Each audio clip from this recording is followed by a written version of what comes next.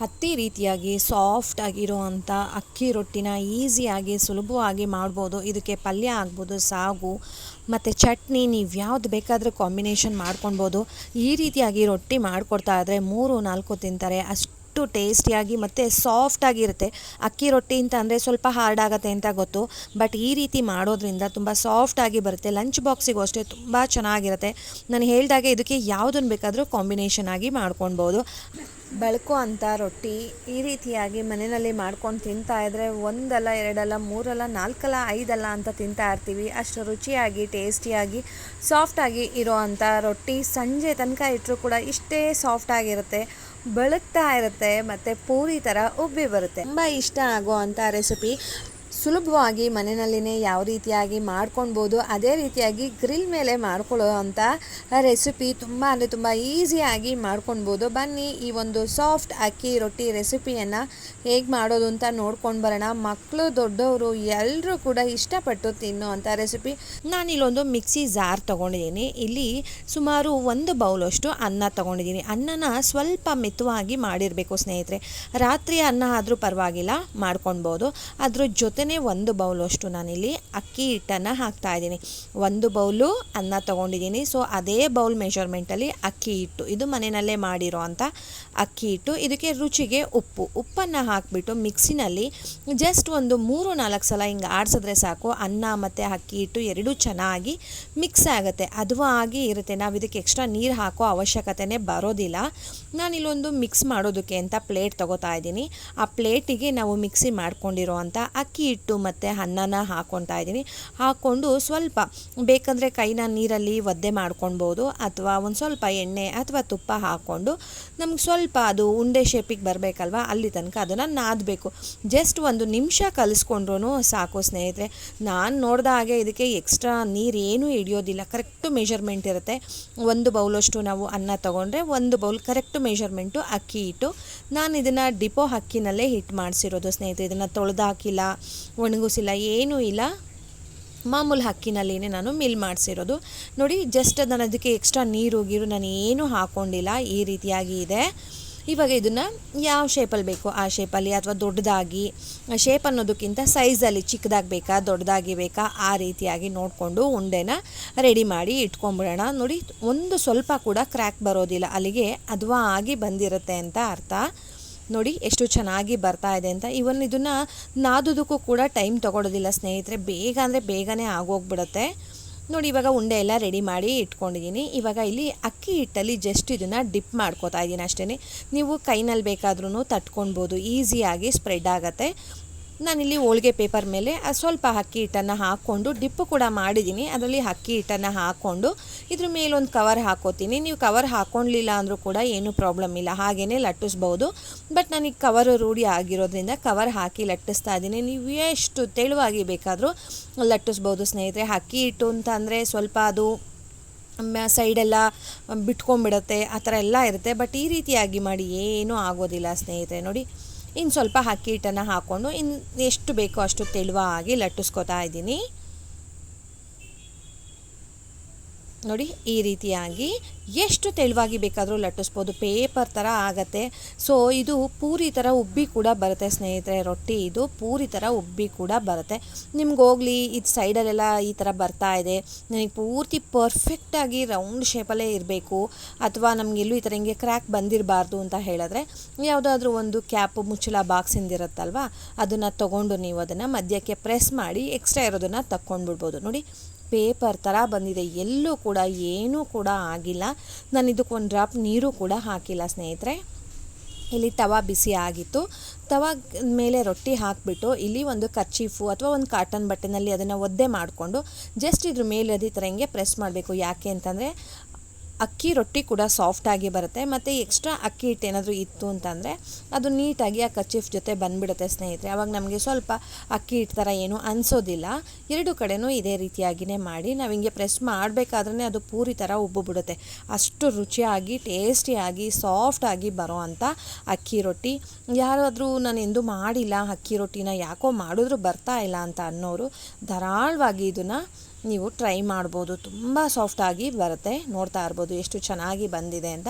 So ಎರಡೂ ಕಡೆನೂ ಕೆಂಪಾಳ ಅಂತೀವಲ್ವ, ಅದು ಸ್ವಲ್ಪ ಕಲರ್ ಚೇಂಜ್ ಆಗೋ ತನಕ ಬೇಯಿಸ್ಕೊಂಡ್ರೆ ರುಚಿಯಾಗಿರೋ ಅಂಥ ಅಕ್ಕಿ ರೊಟ್ಟಿ ರೆಡಿ ಆಯಿತು ಸ್ನೇಹಿತರೆ.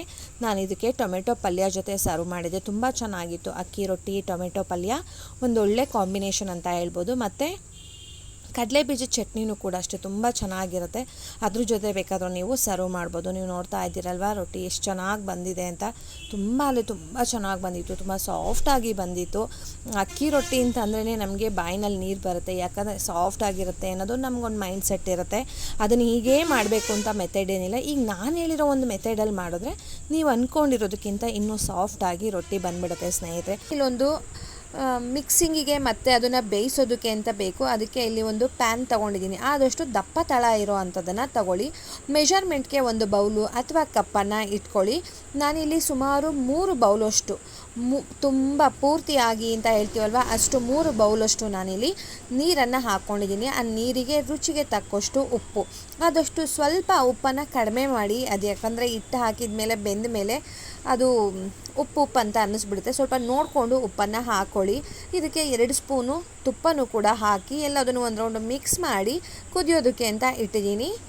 ನೋಡಿ ಇವಾಗ ಕುದಿಯೋದಕ್ಕೆ ಶುರುವಾಗಿದೆ. ಈ ಟೈಮ್ನಲ್ಲಿ ಅದೇ ಬೌಲ್ ಮೆಷರ್ಮೆಂಟಲ್ಲಿನೇ ನಾನು 1.5 ಬೌಲಷ್ಟು, 1.5ಇಂದ 1.25 ಬೌಲಷ್ಟು ಇಡಿಸುತ್ತೆ. ನಾನಿಲ್ಲಿ 1.5 ಬೌಲಷ್ಟು ಹಾಕಿದ್ದೀನಿ. ಇದು ಅಂಗಡಿಯಿಂದ ತಂದಿರೋ ಅಂಥ ಅಕ್ಕಿ ಹಿಟ್ಟು, ಮನೇಲಿ ಮಾಡಿರೋದಲ್ಲ. ನೀವು ಮನೇಲಿ ಮಾಡಿರೋ ಅಂಥ ಅಕ್ಕಿ ಹಿಟ್ಟಾದರೆ ಕರೆಕ್ಟಾಗಿ 1.25 ಅಥವಾ 1/4 ಹಿಡಿಯುತ್ತೆ. ಒಂದೊಂದು ಅಕ್ಕಿ ಜಾಸ್ತಿ ನೀರು ಹಿಡಿಯುತ್ತೆ, ಒಂದೊಂದು ಕಡಿಮೆ ಹಿಡಿಯುತ್ತೆ. ಸೊ 1.5 ಬೌಲಷ್ಟು ನಾನಿಲ್ಲಿ ಅಕ್ಕಿ ಹಿಟ್ಟು ಹಾಕ್ಕೊಂಡಿದ್ದೀನಿ. ಅದನ್ನು ಜಸ್ಟ್ ಈ ಥರ ಮಿಕ್ಸ್ ಮಾಡೋಣ ಚೆನ್ನಾಗಿ, ಅದು ನೀರು ಜೊತೆಗೆ ಹೊಂದ್ಕೊಬೇಕಷ್ಟೇ. ಜಸ್ಟ್ ಹಿಂಗೆ ಮಿಕ್ಸ್ ಮಾಡಿಬಿಟ್ಟು ಲಿಡ್ಡನ್ನು ಕ್ಲೋಸ್ ಮಾಡಿ ಒಂದು 3-4 ನಿಮಿಷ ನಾವು ಇದನ್ನು ಸ್ಟೀಮಲ್ಲಿ ಬೇಯೋದಕ್ಕೆ ಬಿಟ್ಬಿಡೋಣ. ಲಿಡ್ಡನ್ನು ಕ್ಲೋಸ್ ಮಾಡಿದ್ರೆ ಆ ಸ್ಟೀಮಲ್ಲಿನೇ ಬೇಯ್ಕೊಂಬಿಡುತ್ತೆ. ಅಷ್ಟು ಬೆಂದರೆ ಸಾಕಾಗತ್ತೆ ಸ್ನೇಹಿತರೆ. ಇವಾಗ ಮಿಕ್ಸ್ ಆಗಿದೆಯಲ್ಲ, ಇವಾಗ ಲಿಡ್ಡನ್ನು ಕ್ಲೋಸ್ ಮಾಡಿ ಬಿಡ್ತಾ ಇದ್ದೀನಿ. ಜಸ್ಟ್ ಒಂದು 3-4 ನಿಮಿಷ ಈಗ ಇದಾಗಿದೆ. ಈಗ ನೋಡ್ತಾ ಇರ್ಬೋದು. ನೋಡಿ ಕೈಗೆ ಅಷ್ಟು ಅಂಟೋದಿಲ್ಲ. ಜಾಸ್ತಿ ಹೊತ್ತು ಬೇಯಿಸೋದೇನು ಬೇಡ, ನಾವು ರೊಟ್ಟಿ ಮಾಡಿದಾಗ ಮತ್ತೆ ಬೇಯಿಸ್ತೀವಿ ಅಲ್ವಾ, ಸೊ ಜಾಸ್ತಿ ಬೇಯಿಸೋದೇನು ಬೇಡ. ಇವಾಗ ಸ್ಟವನ್ನು ಆಫ್ ಮಾಡಿ ಲಿಡ್ ಕ್ಲೋಸ್ ಮಾಡಿ ಇಡ್ತಾ ಇದ್ದೀನಿ. ಸ್ವಲ್ಪ ಅದು ನನ್ನ ಕೈಲಿ ಮುಟ್ಟಬೇಕು, ಅಲ್ಲಿ ತನಕ ತಣ್ಣಗಾದರೆ ಸಾಕು. ಪೂರ್ತಿಯಾಗಿ ತಣ್ಣಗಾಗೋದು ಬೇಡ, ಕೈನಲ್ಲಿ ಮುಟ್ಟಬೇಕು, ಅಷ್ಟು ತಣ್ಣಗಾದರೆ ಸಾಕು. ಇವಾಗ ತಣ್ಣಗಾಗಿದೆ. ಇದಕ್ಕೆ 1 ಸ್ಪೂನಷ್ಟು ತುಪ್ಪ ಹಾಕ್ಕೊಂಡು ಇದನ್ನು ಚೆನ್ನಾಗಿ ನಾದ್ಕೋಬೇಕು ಸ್ನೇಹಿತರೆ. ಹಿಟ್ಟು ಸಾಫ್ಟಾಗಿಯೇ ಇರುತ್ತೆ. ನಾವಿವಾಗ ಹೇಗೆ ನಾದ್ಕೋತೀವಿ ಅದ್ರ ಮೇಲೆ ನಮಗೆ ರೊಟ್ಟಿ ಬರುತ್ತೆ ಸ್ನೇಹಿತರೆ. ನೋಡಿ ಎಷ್ಟು ಸಾಫ್ಟಾಗಿದೆ ಮತ್ತು ತೆಳುವಾಗಿ ಏನೂ ಇಲ್ಲ. ಇದು ಹಿಟ್ಟು ತೆಳುವಾಗಿ ಏನಿಲ್ಲ. ಇವಾಗೆಲ್ಲ ಚೆನ್ನಾಗಿ ನಾದ್ಕೊಂಡಿದ್ದೀನಿ. ಒಂದು ವೇಳೆ ನಿಮಗೆ ತೆಳು ಅನ್ನಿಸ್ತಾ ಇದೆ, ತುಂಬ ಕೈಗೆ ಅಂಟ್ತಾ ಇದೆ ಅಂತಂದರೆ ನೀವೇನು ಮಾಡಬೇಕು ಅಂದರೆ ಇನ್ನು ಸ್ವಲ್ಪ ಅಕ್ಕಿ ಹಿಟ್ಟನ್ನು ಹಾಕ್ಕೊಂಡು ಮಿದ್ಕೊಂಡ್ರೆ ಆಗುತ್ತೆ ಅಷ್ಟೇ, ಅದೇನು ಕೆಡೋದಿಲ್ಲ ಹಿಟ್ಟೇನು. ಇವಾಗ ನೋಡಿ ಒಂದು ದಪ್ಪ ಗಾತ್ರದ ಉಂಡೆ ಮಾಡಿಕೊಂಡು ಅದನ್ನು ರೌಂಡ್ ಶೇಪಾಗಿ ಮಾಡ್ಕೋತಾ ಇದ್ದೀನಿ. ನೋಡಿ ಎಲ್ಲೂ ಕೂಡ ಕ್ರ್ಯಾಕ್ ಬರೋದಿಲ್ಲ. ನಾವು ರೊಟ್ಟಿ ಮಾಡೋಕ್ಕೂ ಮುಂಚೆ ಅಂದರೆ ಉಂಡೆ ಮಾಡೋಕ್ಕೂ ಮುಂಚೆ ಚೆನ್ನಾಗಿ ಒಂದು ರೌಂಡ್ ಆ ಉಂಡೆನೂ ಕೂಡ ನಾದ್ಕೊಂಡು ಲಟ್ಟಿಸ್ಕೊಳ್ಳೋಣ. ಸೊ ಇದೇ ರೀತಿಯಾಗಿ ಪ್ರತಿಯೊಂದನ್ನು ಕೂಡ ಉಂಡೆ ಮಾಡಿ ಎತ್ತಿಟ್ಕೋತಾ ಇದ್ದೀನಿ. ಬೇಗ ಆಗುತ್ತೆ ಈ ರೀತಿ ಒಂದೇ ಸಲ ಮಾಡಿ ಇಟ್ಕೊಳ್ಳೋದ್ರಿಂದ. ಉಂಡೆ ಮಾಡಿಬಿಟ್ಟು ಇದನ್ನು ಲಿಡ್ ಕ್ಲೋಸ್ ಮಾಡಿ ಎತ್ತಿಟ್ಬಿಡ್ಬೇಕು. ನೋಡಿ ಇವಾಗ ಉಂಡೆಗಳೆಲ್ಲ ರೆಡಿಯಾಗಿದೆ. ನಮ್ಗೆ ಯಾವಾಗ ಬೇಕು ಆವಾಗ ಉಂಡೆ ತಕ್ಕೊಂಡು ಲಟ್ಟಿಸ್ಕೊಳ್ಬೋದು.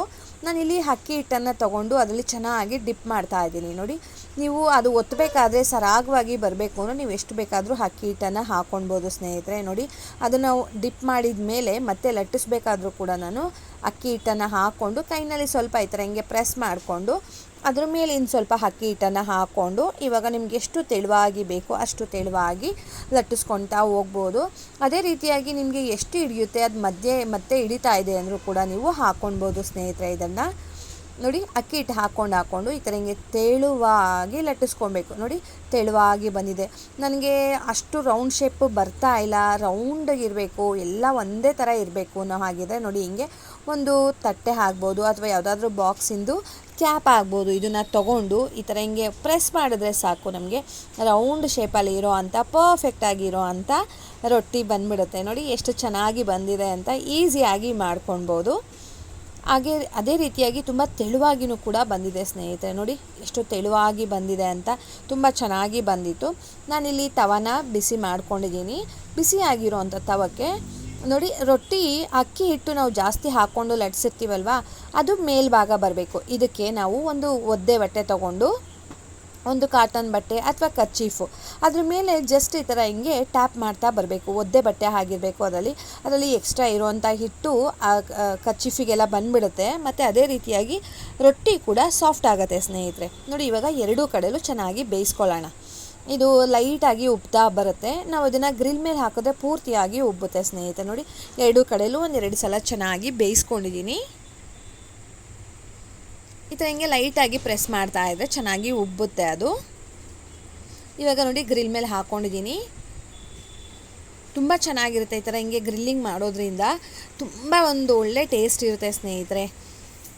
ಆದಷ್ಟು ಒಲೆಯಲ್ಲಿ ಮಾಡೋ ಅಂಥವ್ರು ಒಲೆಯಲ್ಲಿ ಕೆಂಡದ ಮೇಲೆ ಈ ಥರ ಹಿಂಗೆ ಮಾಡ್ಬೋದು. ತುಂಬ ಚೆನ್ನಾಗಿರುತ್ತೆ. ಅದು ಇನ್ನೂ ಟೇಸ್ಟು ತುಂಬ ಚೆನ್ನಾಗಿರುತ್ತೆ. ನೋಡಿ ಪೂರಿ ಥರ ಉಬ್ಬುತ್ತೆ ಸ್ನೇಹಿತರೆ ರೊಟ್ಟಿ.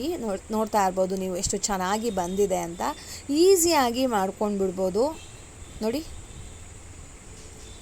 ತುಂಬ ಚೆನ್ನಾಗಿರೋ ಅಂಥ ಟೇಸ್ಟಿಯಾಗಿರೋ ಅಂಥ ಸಾಫ್ಟಾಗಿರೋ ಅಂಥ ಪೂರಿ ಥರ ಉಬ್ಬೋ ಅಂಥ ಅಕ್ಕಿ ರೊಟ್ಟಿ ರೆಡಿ ಆಯಿತು ಸ್ನೇಹಿತರೆ. ನೋಡ್ತಾ ಇರ್ಬೋದು ನೋಡಿ ಎಷ್ಟು ಚೆನ್ನಾಗಿ ಉಬ್ಬುತ್ತೆ ಅಂದರೆ ತುಂಬ ಚೆನ್ನಾಗಿ ಬರುತ್ತೆ.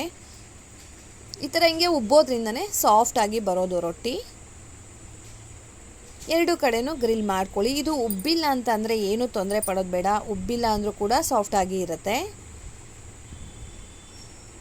ಆ ಗ್ರಿಲ್ ಮಾಡ್ತೀವಲ್ವ ಅದೇ ಒಂದು ಎಕ್ಸ್ಟ್ರಾ ಟೇಸ್ಟು ಸ್ನೇಹಿತರೆ. ತುಂಬ ಚೆನ್ನಾಗಿ ಬರುತ್ತೆ. ನೋಡಿ ಇವಾಗ ರೊಟ್ಟಿ ಎಲ್ಲ ರೆಡಿ ಆಗಿದೆ.